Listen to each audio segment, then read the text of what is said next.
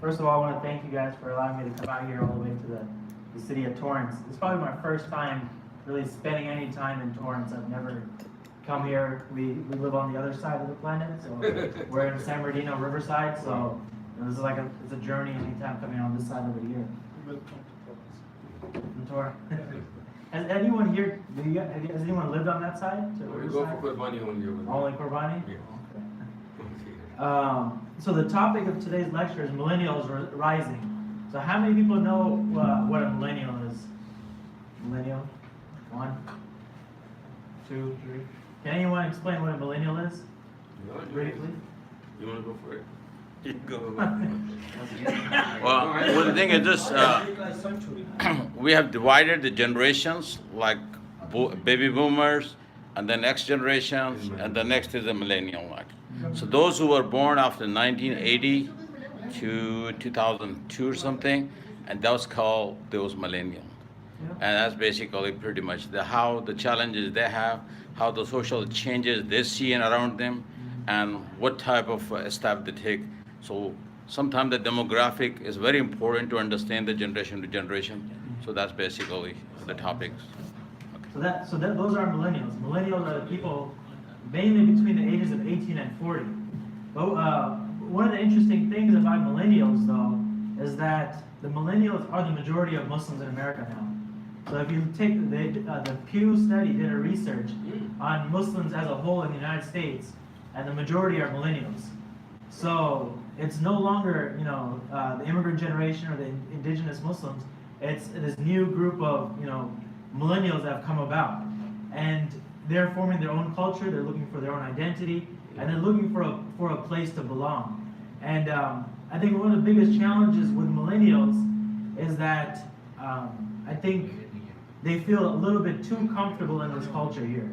So being too comfortable, you slowly start drifting away from, from Islam, from the masjid and everything else, because a lot of times we come to the masjid because we feel comfortable, right? We have the people who have the same beliefs and same thoughts.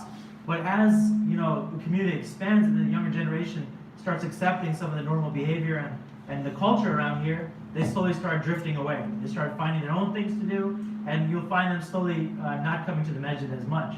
And in being that, if you look at that statistic where it says that the majority of the Muslims in the United States are millennials, you can't see too many millennials in this audience, right? Maybe 1, 2.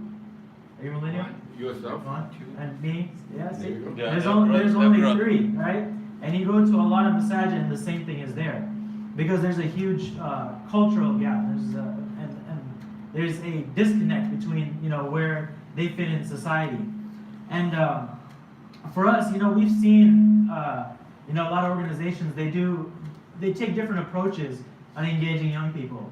So you have some organizations that are constantly fighting justice, promoting, fighting injustices, promoting justice, and advocating at the political level.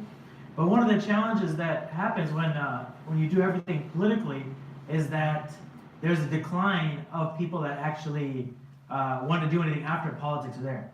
So if Trump leaves tomorrow, and let's say, who would come in? The best Muslim in the world becomes president, right? Let's see, maybe Erdogan comes and becomes the United States president, something like that. If that happens, a lot of Muslims will go back to sleep. They're going to start resting again. They're not going to feel like they need to be involved. But Islam is something that's constant. It's something that you take into your own hands. And for us at Sahab Initiative, the way that we really saw the most important thing for us is providing service to the people that are weak and needy in our community.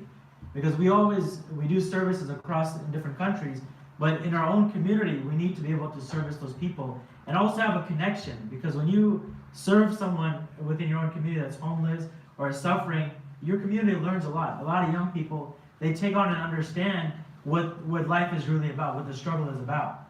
When I was in high school, one of the stories that really helped me, really focus on what I want to do in life is when I hear about people that are coming out of prison.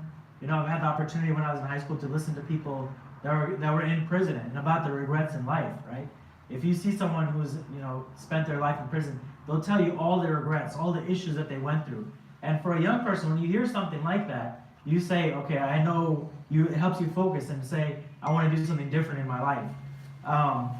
So that was kind of the story with us at Sahab Initiative. We saw there was a lot of issues in our community. There were people that were struggling. There were people that are homeless. These were Muslims. We had people that were refugees, people coming out of prison, and they were from different backgrounds. We had in our own masjid, we had people that were African American converts that were struggling. We had Latino converts that were struggling. We had refugees from Syria, refugees from Afghanistan. So all these people that needed help, but our community didn't really have an avenue to do that. So about 9 years ago, many of us started taking out food to the people that needed help. So a lot of the families that were struggling, we started helping them with groceries.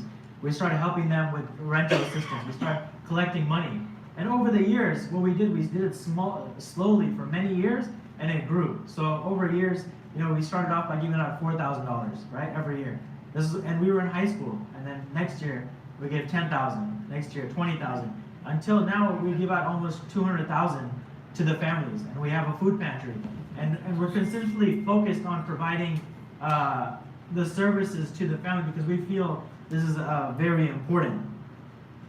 And one of the interesting things with millennials, they have a lot of energy, and I think as a community, we can take and captivate the energy that they have at a young age and help mold them into something that they want to do in the future.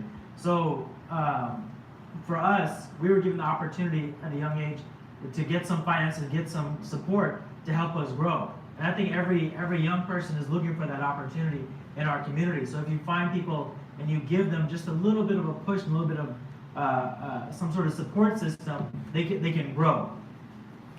And one of the interesting things about the Prophet Muhammad sallallahu alaihi wasallam was that he was really someone who was focused on building the community at all levels, right? It wasn't just people of one background, the other background. He really brought people together at different socioeconomic statuses, different cultural backgrounds, and he brought them together and created this level of brotherhood.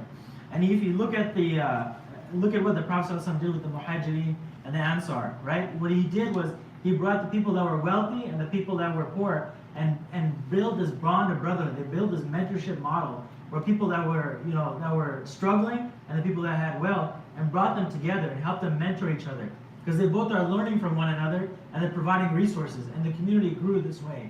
And if you look at even in the history of the United States and see how Islam grew in the United States, it was all primarily in the inner cities during the Civil Rights era. A lot of masajid started growing and Islam grew because of leaders like Malcolm X that spoke out and spoke about Islam. It really rejuvenated people. And they were the people that we came later on and inherited their legacy and their support. We couldn't have done it without them building these platforms and these institutions for us. So we inherited something that they've been doing for many years. And there was another group during the Prophet ﷺ's time called Ahlul Sufa. And these were people right outside the Roda in Medina at the Prophet's Masjid, where there were people that were poor, people that were struggling, that were constantly fed. The Prophet ﷺ used to spend time with them and talk to them. Other companions used to come there and talk to them. And they were given, meals and support there. And they say at times there were over 300, 400 people there at a time that were being taken care of. And this was right outside of the masjid. And this is a practice that, unfortunately it's lost in our community, but something we can revive and consistently look at different ways our community can start taking care of the people in need. And, from those people that the Prophet was taking care of was Abu Huraira, who came in and wrote a lot of the hadith and followed the Prophet and wrote down his different sayings. So within these people, you'll find people that are very committed to Islam, but they're just looking for that extra support. And it's interesting because in Southern California, many people, I think they feel that the community is well off, but there's actually a huge poverty rate in Southern California. Right now, there's about 14% of Southern California that lacks enough resources. There's 1 in 4 people that have mental health issues. So these are issues that our community needs to consistently look at ways to deal with. And I think, this is a way for the future to really keep young Muslims engaged. I think this is one of the primary approaches, because it's long lasting. You know, consistently, people do not get tired of giving and being supportive to other people that are in need. And alhamdulillah, that's actually my introduction to Malek. So we have a few more minutes before he comes in. Does anyone have any questions, any thoughts on that you'd like to share? I have a thought. You know, you're talking about, you know, doing volunteer work, charities and all those things. But we have to bring the young generation to mosque. That's Prophet ﷺ, he did. He made Sahaba, he brought them to the masjid. He taught them Islam, and then they did the volunteer work and they went out. You know, volunteer work, everybody does it. Yeah. It's good to do it, but become a presenting Islam to people when you're doing volunteer work, you have to have deen in yourself, so you can bring people to Islam or bring yourself. If you're doing a volunteer work, I go to, you know, at the Red Cross, I do volunteer work at the Meals on Wheels. Unless I don't practice Islam, then I'm just one of them doing a volunteer work. Yeah, but I think the difference is that if you go to Red Cross, you're doing volunteer work in the setting of Red Cross, right? Right. But if you're doing volunteer and charity work from the masjid, you're showing what Islam is in actuality, right? You're teaching people, the young people Islam, Right. how it is lived. So when you're doing it at the masjid, you have young people that come here. This is how they remember the masjid, right? They see it as a place where they're helping people from. They're learning, you know, how to serve. They see the people that are struggling. These are experiences that you want them to have around. That's why right Muslim now you people. just mentioned it. We don't have any millennial over here. Only what, out of 20, we have 3 or 4. Mhm. That's first we have to bring them over here, and then the Islam teach them go out and do Do things. things, yeah. But we have first step is to bring them to the masjid, then send them to do volunteer work. If you send them to do volunteer work, they are one of them. If We're you, not promoting Islam, we're just promoting, okay, we are one of the parties to teach people, but we are not teaching Islam. Our goal, Prophet ﷺ goal was to bring people to Islam. Mhm. I can do volunteer work, but I'm not bringing anybody to Islam. Mhm. When Sahaba went and they did help, they had Islam in them, then they went and they did volunteer work, they brought people into them. People became like them. Mhm. In your case, in my case, in my kid's son's case, if he goes to the volunteer work, nobody's going to become like him because he's just one of them. But I don't think you should say go do volunteer work. I think the volunteer work should happen here. Yeah, I agree with you. That's what I'm trying to say. Yeah, I think if you know, right here, it's very easy because you're on the main street. If you open the door here and you just set up, you know, some food or something for the homeless, people will consistently come by, and you know, this is a way to get people engaged. And for whatever reason, a lot of people in college, they're looking for this type of, you know, activity to do. so one of the thing what we understand actually, like if we were raised and born back in country, Pakistan, somebody Egypt, some part of the world they came. Our generation, they took the religion because of their forefathers, without challenging as a culture, as a thing. We never thought as a theology or challenge mind. You know, there are some certain segment of the society, but when we live in this country, and especially in the West, they are bombarded with the ideology of liberalism and atheistic understanding, and our youth, they are just exposed to this ideology, and they're just going in numbers out of the fold of Islam. You know, they might pose at home, the mom and dad, but they go to college, they're no longer a Muslim. They don't call themselves a Muslim, and they're probably the atheistic or liberal thought. How we deal with this type of challenge, with this, how you address that segment of our society. If there's a majority, if you take the Pew Research Survey and statistics, how many people are moving from theological understanding to the liberal and the atheistic understanding? I mean, I think that's a large problem. Liberalism is a huge issue, right? Exactly. To address with the youth. But I think that does begin with at a young age with millennials. It's very hard to reach them, you know, late in life and tell them we're going to give you all of this Islam. It has to start from the beginning. You have to give them all the foundations and the tools. And it also means that the way that we give Islam to our youth, it has to be the best quality, right? The best types of work that's written. It has to be taught in the best ways, right? Because the way that they're learning in high schools and they're learning in college, and their professors are very eloquent, you know, they're very well trained. They teach them in the best ways. So if we're going to teach our youth, we have to teach them in the best ways how to tackle these issues. And we have to have the best teachers. And it has to be consistently over years. Otherwise, if you try to take them and do it now, which unfortunately for so long we've had many people, they don't have a clear understanding of Islam growing up. So once they do reach the college and ages after that, they're completely lost. So I think the challenge now is really just starting where we're at and doing what we can for the youth that are growing up. So Malek is here, so I'm going to call him up. Why don't you introduce Malek first? So this is Malek. He's the co-founder of Sahaba Initiative, and he's also the associate director of the Shore Council of Southern California.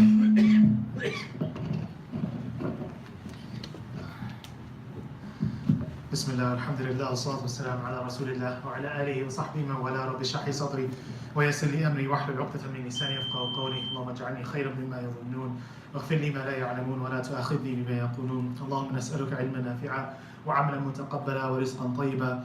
اللهم ثبتنا عند الموت بلا إله إلا الله. اللهم اجعلنا من الذين آمنوا وعملوا الصالحات وتواصوا بالحق وتواصوا بالصبر.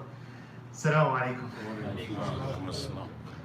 You will have to forgive me for being a little bit late. I had another event that I was speaking at, and you know how Muslim events goes. They always start late and everything, so everything started cascading. So forgive me for that, inshallah ta'ala. But just to kind of get into it quickly, there's a beautiful hadith of the Prophet Muhammad sallallahu alaihi wasallam, narrated by Anas ibn Malek radiyallahu anhu, who said that if the day of judgment were upon us, the trumpet is being blown. And the Prophet Muhammad ﷺ here, he's setting a scene for us, right? Imagine, the trumpet is being blown, khalas, this is it. It is the time, right? Everything is ending, right? Everything is ending. Think about what state of mind you would be in at that point, right? Everything is about to end, right? And all of a sudden, you know how they say sometimes, before people die, their life flashes before their eyes, right? Think about all of the things that would be flashing through your mind, through your eyes, at that moment when we hear the trumpet being blown. The Prophet ﷺ, he's setting up this scene, and he says, if the trumpet were being blown, and the day of judgment is upon us, and you have a seed in your hand, plant it. SubhanAllah, such an amazing, beautiful hadith. Literally, the scholars, they've written books just about this one hadith. Just literally from taking this one hadith. So many amazing things. One of the things that the scholars of hadith, they say that, subhanAllah, the Prophet Muhammad ﷺ, as he's drawing this picture, he's telling us literally everything is ending, right? And generally, at those times, what do? You focus on what's most important, right? That's what you focus on. You focus on what's really needed. Now, at that point, he's saying, if you have a seed, plant it. Now let me ask you a question. What benefit is there of planting a seed? What benefit can you get from planting a seed? Anyone? That means you never give up. Whatever things you can do it. That means still. Absolutely. The future is coming. Absolutely. Jazakallah khair. Yeah. So it's that, that seed is there, right? And if you're planting that seed, why would we plant a seed? Because we want something to grow, right? You plant a tree, or you plant a seed so that eventually it can grow its tree, and you can eventually maybe get some shade from it, maybe get some fruit from it, something, right? You're trying to get something from it. But here the Prophet ﷺ, he's saying, you know what? The day of judgment is here. Khalas. And if you plant a seed, you're expecting something to grow. Doesn't it take time? It takes time for something to grow, right? But the Prophet ﷺ is saying, no, this is the end of time, still planting. Telling us what? No matter what, when we are given the opportunity to do something, anything, positive, do it. No matter how big or no matter how small it is. Whether you see the direct benefit of it right then, whether you can figure out what the benefit is right then and there, or not. Because the reality of the matter is, if you were to plant a seed at that point, where would the benefit be? Would you ever see the benefit? You wouldn't. Here the Prophet ﷺ was telling the companions and each and every one of us something beautiful. Take advantage. take advantage of anything that you can do. This microphone really doesn't like me. Alhamdulillah. So take advantage of whatever you have, right? And this is exactly the thought process that the companions radiallahu anhum ajma'in had. That whenever they had an opportunity to do something good, no matter what, even if they couldn't see the benefit, it didn't matter. They had the opportunity to do something good, they did it. And we have so many examples of the companions. One of my favorite examples is the example of a companion by the name of Arqam ibn Abil Arqam. And I love his story because most people have no idea what this companion, they've never even heard of this companion. But I guarantee everyone knows this companion's contribution. In the early days of Mecca, for those of you that were here during the khutbah, we were talking about how the Muslims were being persecuted in the early days of Mecca, right? It was really tough, really hard. And one of the only ways for people to learn about Islam was in secret. It was the only way, because if they were out, when they were out in the public, they would be persecuted physically, spiritually, mentally, right? They were attacked. So one of the only ways they could learn was in private. And one of the places, the main place that was set up for this was a house called Dar al-Arqam. All of us have heard of this house, right? Where the Muslims were able to learn about their religion without fear of persecution. Without fear of persecution, they could go and learn. Now, what many people don't know is that this house, the reason it was called Dar al-Arqam is because it was this companion's house, Arqam ibn Abil Arqam. So many beautiful things about this companion. Number one of the main reasons why, and people ask this question sometimes, they say, why was it that the Quraysh never found them? Why weren't they able to see this house, right? Because if you actually see where the house is in Mecca, you can go there today, and they have like markings of where it is. It's actually in between the Kaaba and Safa and Marwa. So obviously like it's built up now, so you can't really tell, but there are actually markings. If you go down where you're making sa'i, there's actually a marker there that indicates where his house was, right? So you look at it and you're like, man, this is like so close in the city central. How did no one even know? You know the main reason that the Quraysh never even thought, they could never even fathom that the Prophet Muhammad ﷺ was teaching Islam in that house? Do you know why?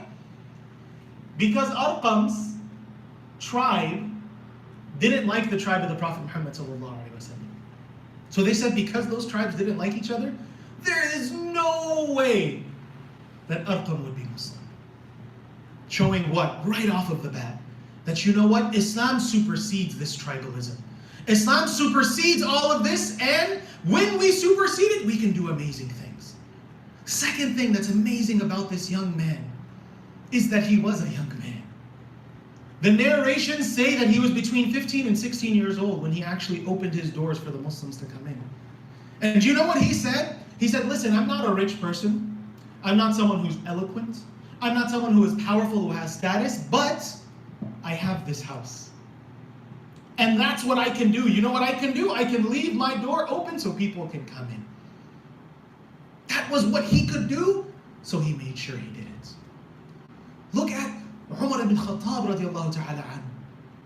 We all know the amazing contributions of Umar ibn Khattab radiallahu anhu. When he actually became Muslim, most of us don't realize he was a relatively young man. 24 to 25 years old when he came to Islam. Think of all of the amazing things that he did. Look at the uncle of the Prophet Muhammad sallallahu alaihi wasallam, Hamza radiallahu ta'ala anhu.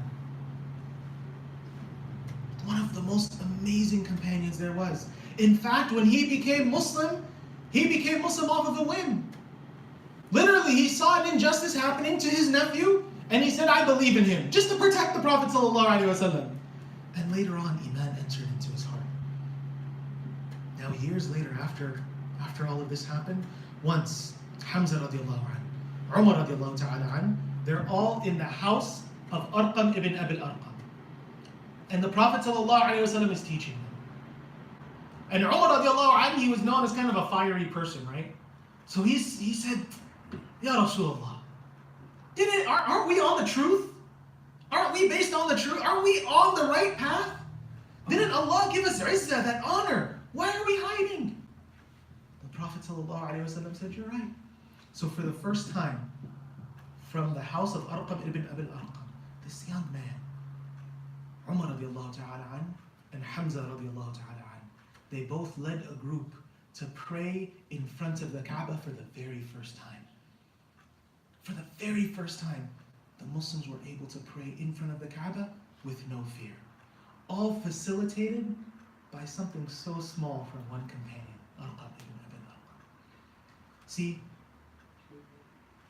we sometimes get caught up in trying to do grand things that we don't realize sometimes it's the smallest things that make the biggest difference. And we know the hadith of the Prophet Muhammad ﷺ, the most beloved deeds to Allah subhanahu wa ta'ala are what? Those small ones that are done consistently. That's what the Prophet ﷺ ingrained into the companions. He ingrained it into the companions.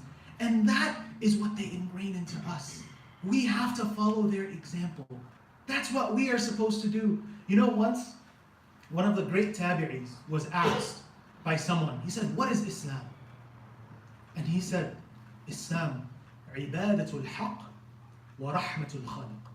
He said that Islam is worshipping Allah subhanahu wa ta'ala, like the truth. We all know Allah subhanahu, it's the truth, right? Worshipping Allah subhanahu wa ta'ala, but how? Rahmatul khaliq. Having that mercy and that love towards his creation. Oftentimes we get caught up in, you know what? Ibadah, worship, it's coming sitting here in the masjid and reciting Quran. And yes, that's part of it, and it's extremely important. But you know what Umar radiallahu ta'ala an said? He said that if my ibadah doesn't affect the way that I treat you, if my salah doesn't affect the way I treat my wife, my kids, my neighbor, there's something wrong with my salah. What is that telling us?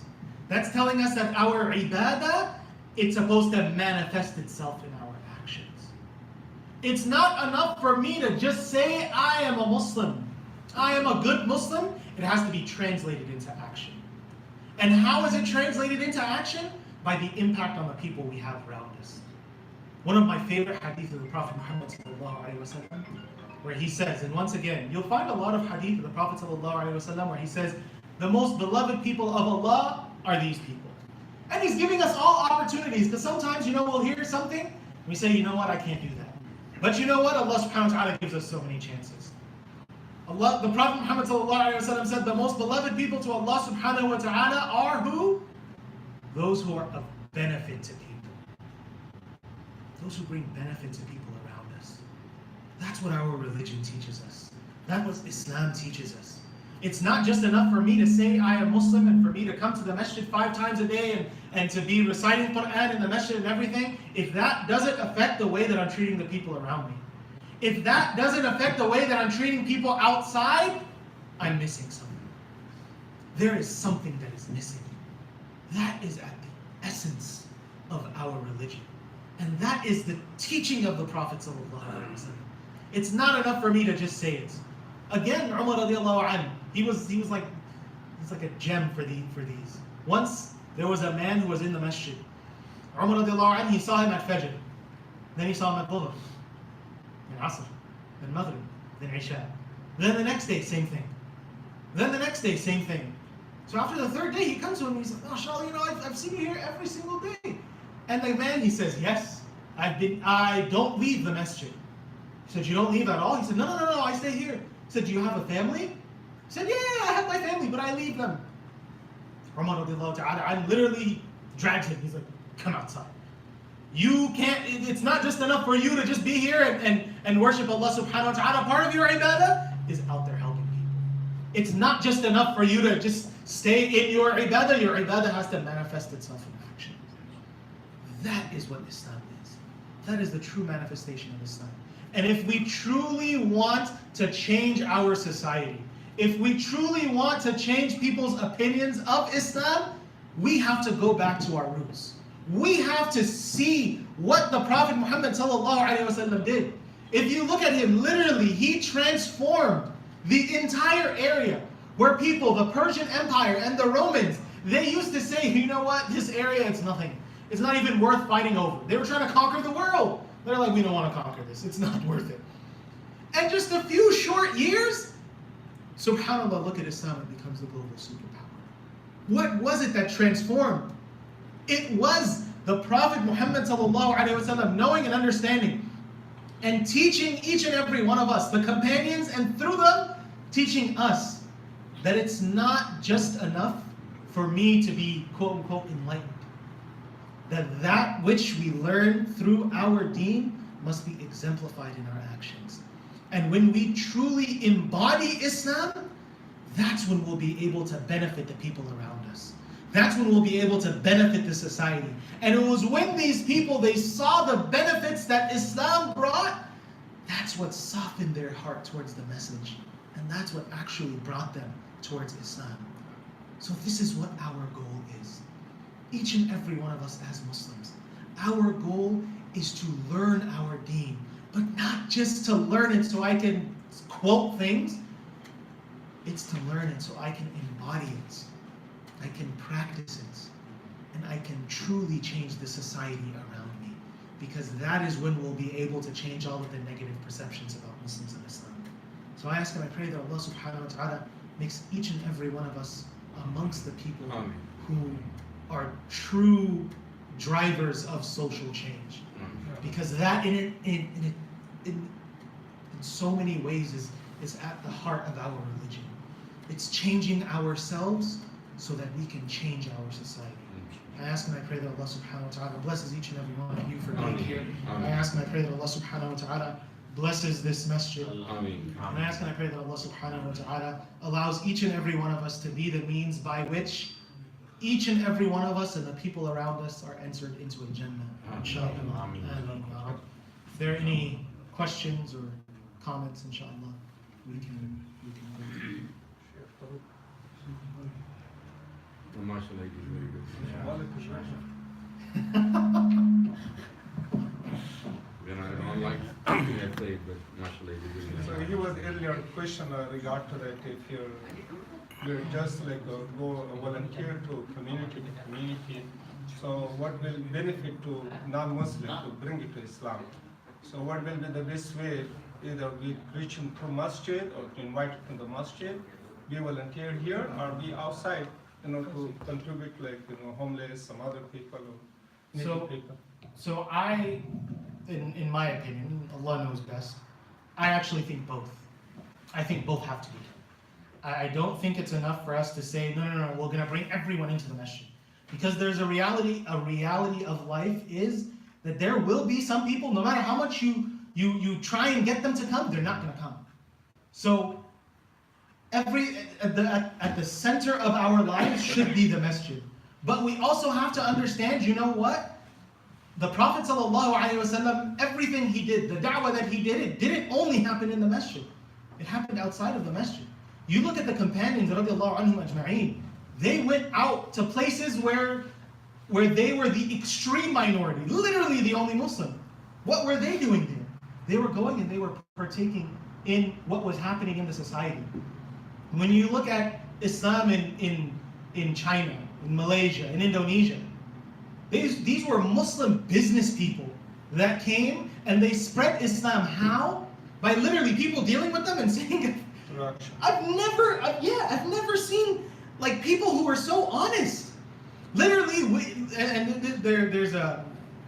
I remember one story, subhanAllah. It was beautiful of a person. He comes to this Muslim businessman and basically he tells him, he said, generally when we do business with people from outside, we automatically take into account a certain amount of loss. Not because we think we're going to lose, but because we know they're going to take something. We know they're going to skim something off, so we already expect it from before. And he said, you know what? With you, we already wrote that in. But you actually came in above. Like, it's shocking. Like, what is this? And literally, all he said, our religion teaches us we have to be fair with everyone.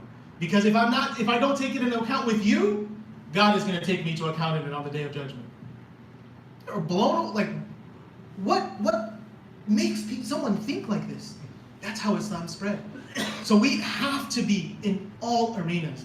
We have to be in the masjid. We have to be outside of the masjid, helping other organizations. Alhamdulillah, we have, many organizations, subhanAllah, so specifically the organization we're talking about today, Sahaba Initiative, it started by feeding people at the masjid. But the reality of the matter is there's so many people that are outside that need help. I agree with you, so that's a very good point. See, they had one of the best teachers at that time, Sahaba, okay? Who was the teacher, Prophet ﷺ. And you just said it, they were the worst community that nobody wanted to take over that part of that world, right? Yeah. The Prophet ﷺ came and changed them because of their action. You keep saying that, because of the action they did, what action they're doing. They learned from Prophet ﷺ, and then they went outside, and what Prophet taught them, they did those kind of action over there. And people became Muslim because of that. Yeah. We have Mother Teresa, okay? She did so many good things, and people became Christian because of her. Yeah. Thousands of, not thousands, hundreds of thousands. Why? Because she was feeding people and everything, and she wore her own dress where Christianity people became Christian because she was taking her religion and doing through her religion. Yeah.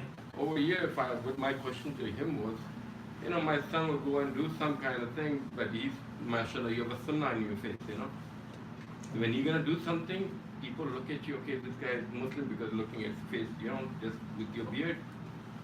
This Muslim guy is doing something, if you're going to say something to them, they will listen to you. But a regular person like me, if I go to volunteer work and I'm not following Islam, I'm just like Mother Teresa and some other person. Where, to us to be successful, you have to kalma la ilaha illallah Muhammadur Rasulullah. Even she did a lot of good things in the world. May Allah give her reward in the world, but I don't know in Akhirah, you have to have a kalma in your heart. Same thing I'm saying to all the young kids. Have kalma and practice upon it, and then go you do the action outside. If you do some work, they'll be more effective than Islam than anything else. Otherwise, Absolutely. And honestly, in my opinion, the most effective tool of da'wah, more than any pamphlet, more than any talk, more than any presentation, website, video, is us. We are a walking da'wah pamphlet. If I treat people or someone in a way and in a manner that they're like, man, there's something about this person, right? That there's a reason why there literally people came to the Prophet ﷺ, looked at him, and said, Ashhadu an la ilaha illallah. You know what I mean? He never said anything. He didn't even have to say anything. Why? Because who he was exuded Islam. That's what we're, what I mean? That's what we try to do, right? So in everything that we do, it is grounded in our Islam. Islam has to drive, you know what? Let's just say I want to be an accountant. Alhamdulillah. I make sure I will be the most ethical and best accountant there has ever been. Why? Because Allah subhanahu wa ta'ala tells me in the Quran, Inna Allah ya'muru bil 'adli wal ihsan, and to do it to the best of our abilities. To go above and beyond. That's what Allah subhanahu wa ta'ala tells me. So in my area, that's what I'm going to do. And when people come and ask me, man, like, wow, this is amazing, like, why? My religion teaches me. Right? More than me trying to preach to them and everything, and I'm not saying that we shouldn't preach or that there isn't a place for that. That's not what I'm saying at all. But sometimes our actions speak much louder than our words. And when you look to the Prophet ﷺ and the companions, their actions, how they were, told people a story before they even spoke to them, which is part of the reason why Islam was able to spread so effectively.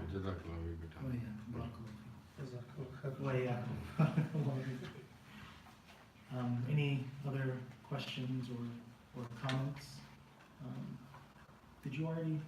Yeah, I think it's time for cookies. It's time for the reward.